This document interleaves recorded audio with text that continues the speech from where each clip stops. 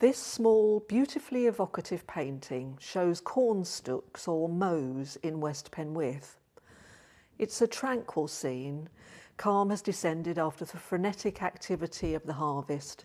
The people have left the fields and just a few chickens remain, greedily hoovering up the corn left scattered on the ground.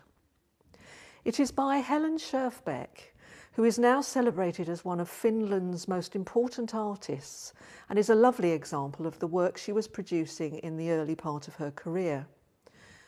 She is moving away from the polish and detail of Dutch-influenced genre painting and using the expressive broad square brushstrokes that would become her hallmark.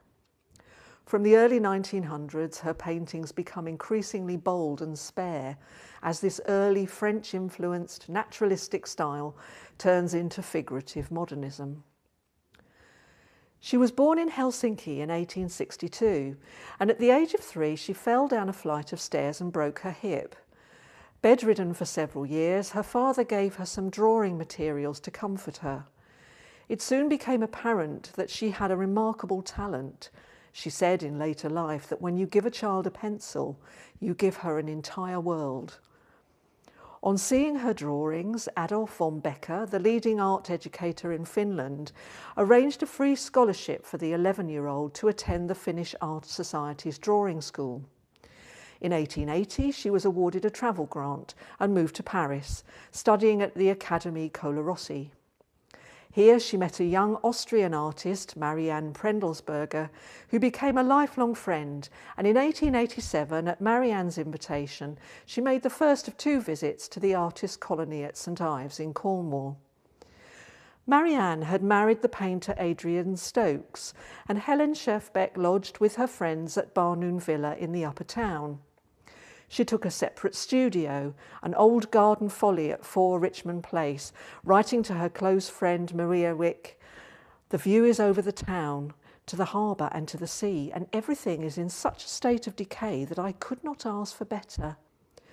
This quirky studio clearly inspired her, and she said that from the moment she arrived in St Ives, she had such a desire to work and work.